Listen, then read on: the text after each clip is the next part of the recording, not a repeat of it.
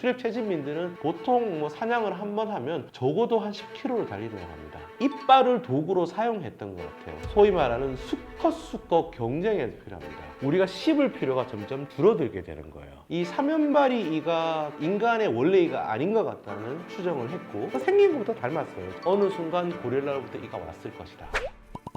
생물인류학자 김준홍입니다. 반갑습니다. 사라진 부위로 유명한 거는 예를 들어서 꼬리뼈 같은 것들. 꼬리뼈 같은 것들은 정확히 말하면 인간에서 사라진 게 아니라 대형 유인원이 지나면서 사라지게 된 거죠. 그 이유는 정확하게 몰라요. 근데 이제 기본적으로 영장류들은 우리와 가까운 영장류라고 할 수 있는 두세 개의 원숭이들은 대부분 네발 걷기를 합니다. 그러니까 몸이 가볍기 때문에 나무에 매달리다가 나무 위에 올라가면 거의 네발 걷기에 비슷한 걸 하는데, 유인원들은 몸무게가 뭐 약간 다르긴 하지만 뭐 침팬지와 오랑우탄을 치면 한 50kg 내외입니다. 그러면 이제 그 친구들은 원숭이보다 무겁기 때문에 대부분 나무의 아래쪽에 그 자리를 잡게 되고, 그러면 나무에서 매달리는 형식으로 이동을 하거든요. 그걸 오소그레이드라고 얘기를 해요. 그러니까 몸이 척추가 기본적인 형태 자체가 이렇게 돼 있다고 보면 됩니다. 그러니까 원숭이는 지면과 평행한 형태로 척추가 자리 잡고 네 발의 길이가 똑같다면, 유인원 같은 경우는 앞발이 더 긴, 그 포림이라 그러죠. 포림이 더 긴 형태로 이렇게 척추가 자리 잡고 있기 때문에, 그럼 이렇게 될 때 다리가 긴 것은 뭔가 권리적결이 있게 되죠. 나무에 타기에. 그러면 팔 힘과 다리에 받치는 힘을 이용해서 나무에 올라갈 때 꼬리가 필요 없어진 것이 아닌가. 그리고 이제 좀 더 멀리 진화해서 우리 쪽으로 더 먼 곳으로 가게 되면 신세계 원숭이인데, 신세계란 말은 말 그대로 아메리카 대륙에 사는 우리와 더 멀리 떨어진 원숭이 영장류인데, 걔네들 같은 경우는 꼬리로 실제로 그 나무 가지를 잡기도 합니다. 그렇기 때문에 이제 꼬리를 정말 많이 사용하는 축에 드는 거고, 두세 개 원숭이는 꼬리가 있긴 있지만 거의 사용하지 않는 축에 드는 거고, 유인원에 가게 되면 꼬리가 없어진 거죠. 근데 꼬리뼈가 없어지긴 하지만 우리의 발달 과정 중에 잠시 나타났다가 사라지는 정도. 또 생각할 수 있는 눈썹뼈 같은 경우는, 정확히 눈썹뼈라면 눈썹 윗부분에 이렇게 툭 튀어나오는 게 있거든요. 이게 인류 진화상에서 진해졌다가 없어지고 그랬어요. 호모 에렉투스에서 나타나기 시작해서 네안데르탈린하고 호모사피엔스 초기까지 나타났다가 그 뒤로 사라졌다고 볼 수 있습니다. 그럼 그게 왜 나타났냐? 추정할 수 있는 거는 그 당시에 호모 에렉투스나 혹은 네안데르탈린이나 혹은 그 사이에 해당하는 하이델베르그시스나 이러한 화석종들이 대부분 이빨을 도구로 사용했던 것 같아요. 이빨 같은 것을 실제로 화석을 보게 되면 앞니 부분이 이렇게 딸갔거든요. 그렇게 딸갔다는 것은 뭔가 이렇게 가죽 같은 거를 뜯어낼 때 이빨을 이렇게 잡고 뭔가를 했을 거라고 추정해 볼 수 있습니다. 그러면 여기가 이제 그 힘이 들어가는 부위이기 때문에 여기도 튀어나오고 여기도 튀어나오고 이러거든요. 그래서 그 정도가 가장 합리적인 추측이 아닐까라고 생각해 볼 수 있는데, 그 이상 정확한 건 사실 알 수가 없어요. 모르는 거고요. 그리고 송곳니 같은 경우는 사라졌다기보다도 정확히 얘기하면 앞니화 되었다고 보통 얘기합니다.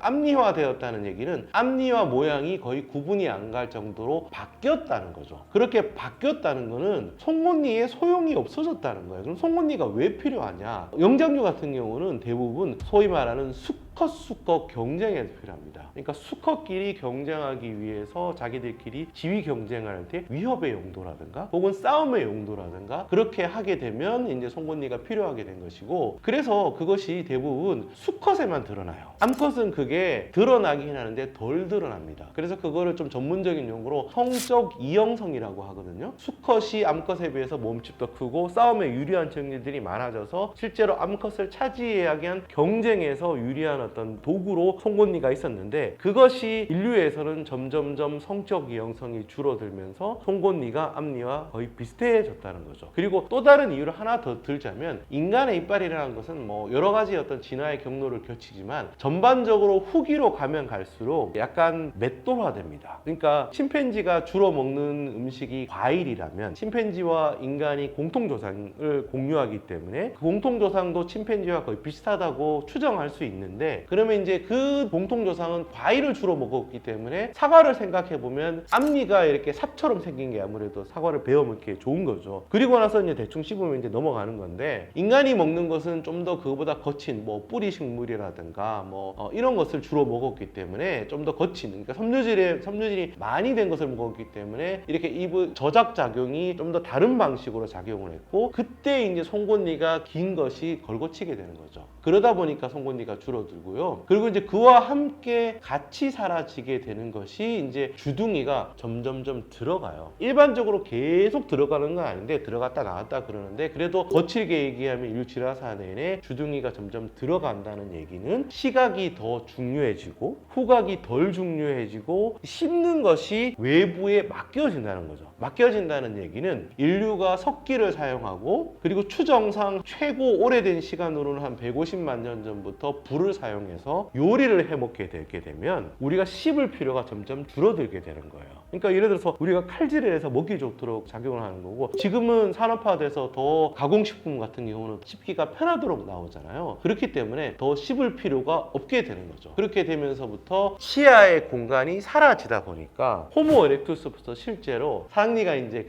사라지게 되는 현상이 벌어지는 거고요. 모피라기보다는 털이죠, 털. 침팬지의 털이 인간에게서는 거의 다 사라졌다고 볼 수 있죠. 인간의 이로 추정을 합니다. 그게 그러면 이가 어디서 왔냐라고 이제 추정을 할 수 있는데, 인간 같은 경우는 이가 두 가지가 있어요. 머리의 이와 사면발이 이가 있는데, 이 사면발이 이가 인간의 원래 이가 아닌 것 같다는 추정을 했고, 그래서 여러 동물의 이를 조사를 하다 보니까 인간의 사면발이 이는 고릴라 이와 공통조상을 지녔다는 거죠. 생긴 것부터 닮았어요. 제가 인터넷에 찾아보면 거의 똑같이 나오는데, 인간의 사면발이와 고릴라 이는 거의 닮았고, 인간의 머리의 이는 인간의 고유의 이라는 거죠. 그러면 인간의 사면발이 이가 고릴라부터 언젠가는 왔다는 것인데, 그러면 이제 시나리오를 짜보면 그런 거죠. 원래는 인간의 머리에 있는 이가 온몸을 뒤덮고 있었고, 털이 사라지는 순간 이는 그냥 머리에만 자리 잡게 되었고, 그리고 여기에는 그 땀샘이 있는 베리어가 생긴 거죠. 베리어가 생긴 거고, 사면발이 쪽은 털이 있긴 있는데 이가 없다가 어느 순간 고릴라로부터 이가 왔을 것이다. 뭐 고릴라의 숙소에 잤다든가, 혹은 고릴라 고기를 약간 덜 익은 채로 먹었다든가, 뭐 여러 가지 이유에서 고릴라로부터 이를 이제 받았을 것인데, 그래서 인간의 이와 사면발 이와 고릴라 이의 공통 조상을 언제 존재했었냐라는 것을 구하는 방법이 분자식이라는 방법이 있습니다. 분자식이라는 것은 얼마나 돌연변이가 다른가, 평균적으로 돌연변이 숫자가 얼마나 다른가. 왜냐하면 돌연변이는 일정한 어떤 시간 인터벌로 일어나기 때문에, 그럼 그 돌연변이 평균 숫자의 차이를 이용해서 분자 시계를 계산해 보면 대략적으로 300만 년 정도쯤에 인간의 사면발이 이가 인간의 몸에 자리 잡은 것 같아요. 그러니까 이제 그때쯤 혹은 그 이전부터 인간의 피부에는 털이 없어졌었다라고 볼 수 있는 거죠. 그래서 침팬지 같은 경우는 실제로 얼굴은 진짜 까맣잖아요. 침팬지도 이제 털이 뒤덮인 부분 아래의 피부를 보면 하얗거든요. 그러니까 인간도 실제로는 원래 아프리카에 살았던 인류의 조상들은 다 흰색과 까만색 유전자를 다 갖고 있는 거죠. 까만색 유전자라는 건 딴 게 아니라 이제 멜라닌을 생산하는 유전자가 되는 건데, 그 유전자 다 갖고 있었는데 인간이 피부가 거의 노출되는 순간 땀샘이 발달하면서 검은 피부가 다시 진화하게 된 거죠. 원래 이제 얼굴도 검했다가 온몸까지 다시 검게 되다가 나중에나 인류가 아프리카를 벗어나서 전 세계에 자리 잡게 된, 그것도 아주 최근이라고 보통 유전학자들은 얘기합니다. 최근 한 7,000년, 8,000년 전쯤부터 인간의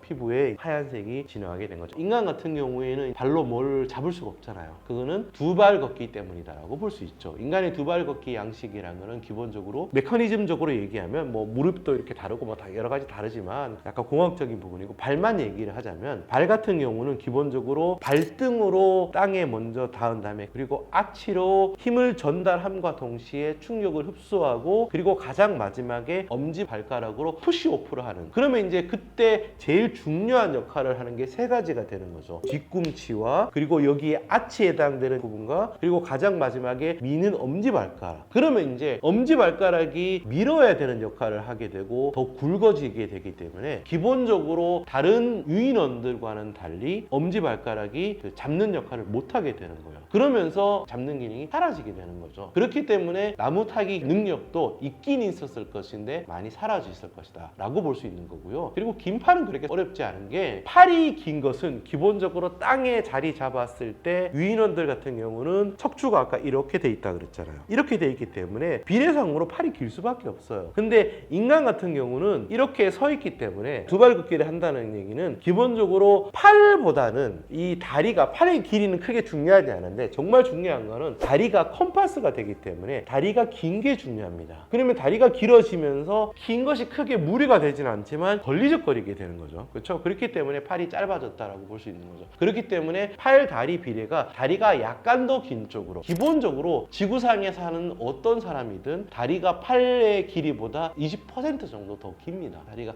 더 긴 쪽으로 진화하게 된 거죠. 인간 같은 경우는 기본적으로 오래 달린다는 것은 몸에 충격이 많이 가진다는 것입니다. 기본적으로 오래 달릴 때 땅에서 점프를 하게 되잖아요. 발에 닿을 때 발 뒤꿈치부터 시작해서 여기 가해지는 충격이 다 심해지는데, 발 뒤꿈치에서 몸에 가해지는 충격이 전체 자기 몸무게의 한 7배까지 가해져요. 그렇기 때문에 거기서 가장 간단한 해결 방법은 뼈가 다 두꺼워지는 거죠. 필요한 부분마다 뼈가 다 두꺼워지는 거예요. 가장 중요한 부분으로 치면 이제 척추부터 시작해서 척추에서 허벅지가 연결되는 부위, 무릎 부위, 발목 부위, 그리고 발 뒤꿈치 부위, 그리고 아치도 중요하겠죠. 걷기에도 중요하지만 아치 자체도 되게 중요하게 되는 거예요. 그래서 아치와 이런 것을 다 분산시키게 되는, 두꺼워지게 그렇게 되는 거고요. 그리고 또 다른 중요한 어떤 뛰기 형질 중에 하나가 몸의 균형을 유지하는 겁니다. 그러니까 우리는 지금 이제 지금 도시에 살고 있어도 땅이 그렇게 균일하지 않잖아요. 균일하지 않다는 얘기는 기본적으로 발을 딛는 위치를 자기가 다이나믹한 상황에서 정확하게 몸을 센스를 하면서 이렇게 디뎌야 되잖아요. 그러면 기본적으로 상체가 땅에 계속 정확한 위치로 고정이 돼 있어야 돼요. 그렇기 때문에 중요한 역할을 하는 게 엉덩이 근육. 그래서 상체가 꼿꼿이 서 있는 상태로 뛰게 되죠. 그렇죠? 그리고 또 하나는 이 몸의 균형을 조절해야 되기 때문에 방골의관의 크기, 이런 것들이 다 중요하게 되게 되는 거죠. 그러면서 이제 시각으로 발 디딜 위치를 계속 지각을 하면서 디디면서 다니게 되니까 그런 것들이 다 바뀌게 되는 것이고, 그리고 또 하나 얘기할 수 있는 건 아무래도 땀샘이죠. 다른 영장류나 혹은 다른 포유류들은 몸에 다 털이 있기 때문에 기본적으로 몸을 식히는 방법은 헉헉거리는 수밖에 없습니다. 그걸 팬팅이라 그래요. 계속 헉헉거리면서 몸에 열을 빼는 수밖에 없는데, 인간 같은 경우는 정말 많은 땀을 흘리게 되죠. 그리고 땀을 흘리는 것도 실제로 많은 에너지가 됩니다. 마라톤 선수 같은 경우는 마라톤 코스를 한번 뛰고 나면 3kg 정도는 빠지는 걸 알고 있어요. 그러면 그것을 이제 회복을 시켜야 또 마라톤을 뛸 수 있기 때문에, 그래서 마라톤 선수 같은 경우는 거의 그냥 42.195km를 달리는 것이 아니라 자기의 모든 전력을 다해서 42.195를 달리는 거잖아요. 그러면 그 몸을 다시 회복하는데 보통 한 달이 걸린다고 합니다. 그러니까 마라톤 선수는 정말 자기가 대회를 많이 나가고 싶어도 1년에 12번밖에 못 나가는 거예요. 더 이상 나갈 수가 없는 거죠. 그렇게 이제 회복을 시키면서 나가게 되는 거고, 그러면서 이제 그 땀을 흘려야 되기 때문에 인간이 오래 달리를 하게 된 시점도 초기 시점이 빨라야, 그러니까 아까 얘기한 인류 진화사 전체 600만 년 중에 한 300만 년쯤 되어야지 이제 달리기를 시작했을 것이다. 적어도 사자 이상, 치타 이상, 그러니까 그 친구들은 한 10에서 15분밖에 못 달리니까 그 이상 오래 달리기를 가능한 시점은 그때부터일 것이다 라고 추정해 볼 수 있죠. 실제로 그래서 수렵 채집민들은 보통 사냥을 한 번 하면 적어도 한 10km를 달린다고 합니다. 오래 달리기를 해서 동물이 지칠 때까지. 왜냐하면 순간 스피드는 동물이 더 빠르지만 인간은 오래 달리기를 해서 따라갈 수 있기 때문에 계속 따라가는 방식으로 사냥을 했었고, 지금도 그렇게 수렵 채집민들 같은 경우는 그렇게 많이 달린다고 합니다. 네. 가장 엉성한 진화라고 해야 될까? 눈과 척추와 두발 걷기와 관련된 부분들이죠. 눈의 문제. 맹점 같은 경우는 실제로 인간은 망막이라 그러면 시신경이 망막의 앞쪽에 모여 있어요. 시신경이 모은 정보들을 뇌로 연결이 돼야 되기 때문에 시신경 다발이 뚫고 지나가는 부분에는 상이 못 맺힙니다. 이거는 인류의 맹점이라기보다는 영장류 대부분의 맹점이라고 볼 수 있죠. 반대로 이러한 어떤 맹점이 없는 눈이라고 하는 것은 문어눈이 그렇다고 해요. 문어눈 같은 경우는 시신경이 망막 뒤에 있어서 그런 맹점이 생기지 않는 거죠. 그리고 식도, 기도, 공유는 인간이 기본적으로 후두하게 내려가잖아요. 점점점 내려가게 되고 발달 과정에 이게 나타납니다. 내려가지 않으면 인간이 언어를 하지를 못해요. 할 수는 있는데 정확히 얘기하면 발음의 스펙트럼이 넓어질 수가 없습니다. 물론 우리가 음소라고 하는 것이 꽤 많습니다. 몇십 개가 되게 되는데 그것을 다 발음 발음을 해야지 아무래도 다채롭게 언어를 하겠죠. 근데 어떤 언어 같은 경우는 음소가 10개 남짓이는 언어도 있어요. 그러니까 꼭 스펙트럼이 그렇게 중요한 건 아닌데 아무래도 넓으면 많은 표현을 하기가 좋겠죠. 그렇다면 결국은 혀의 공간이 넓어져야 되는 거예요. 혀의 공간이 넓어지기 때문에 인간의 발달 과정 중에 점점점 내려가게 되는 거거든요. 그러니까 어린아이들은 혀 짧은 소리를 하게 되는 거죠. 내려가기 전에는 언어 지능이 덜 발달한 것도 있게 되지만 그 밖에도 이게 후두가 완전히 내려가지 않기 때문에 발음이 정확하게 안 돼서 한계가 있게 되는 거죠. 적어도 한 4살, 한 5살은 돼야지 또박또박하게 발음할 수 있고 약간 어린애 발음이 나오잖아요. 남성이든 여성이든 변성기가 지나야지 완벽한 어떤 발음을 할 수 있는데 그게 이제 후두의 위치와 관련이 그러니까 후두가 내려가다 보면 아무래도 이제 식도와 기도가 더더욱 공유가 되게 되죠. 그러니까 쉽게 얘기하면 인류의 진화사에서 언어라는 것이 그만큼 많은 이점을 가져다 주었다. 그렇게 해서 언어가 진화하게 되면 어떤 이유든지 언어가 진화해서 이점을 가지게 되는 순간 발음의 스펙트럼이 넓어지는 것이 유리하게 될 것이고 따라서 이것이 내려가고 그렇기 때문에 이제 나이가 들게 되면 기도와 식도가 공유되게 되면 새알 들린다 그러잖아요. 어르신들이 이렇게 물을 넘길 때 물이 갑자기 기도로 넘어가는 수가 있잖아요. 그렇죠? 그러니까 젊을 때는 그게 아무래도 적은데 저도 요즘 가끔씩 느끼고 있거든요. 그것이 나이 들으면서 점점 순발력이 떨어지게 되고 단점임에도 불구하고 언어가 주는 이점이 워낙 컸기 때문에 구도가 내려가는 것으로 진화하게 돼서 이제 유리하게 되었다라고 볼 수 있는 거고요. 그리고 이제 마지막으로 생기는 것이 노화와 관련되는 것들. 예를 들어 100명이 태어났다라고 치면 수렵채집 사회나 조선시대 사회 같은 경우는 한 20에서 30%가 60세를 넘깁니다. 근데 지금은 어떠냐고 하게 되면 100명이 태어났을 때 90%가 60세를 넘겨요. 완전히 달라졌죠. 그러면 진화가 예측하지 못한 노화와 관련되는 여러 가지 문제들이 겪게 되는 거죠. 뭐 갱년기도 그 중에 하나가 될 것이고 알츠하이머라든가 치매라든가 뭐 여러 가지 관절염과 관련된 문제라든가 이런 것들이 다 최근에 나타나게 된 형질이라고 볼 수 있죠. 과거에도 있긴 있었지만 지금은 훨씬 더 많이 나타나게 된 그런 것들이 형질이라고 볼 수 있고 그리고 아무래도 환경의 공해 같은 거로 인해서 축적되는 뭔가 이런 문제들 미세먼지나 뭐 이런 거로 나타나는 병들이 아무래도 더 추가가 될 수 있겠죠. 그렇죠?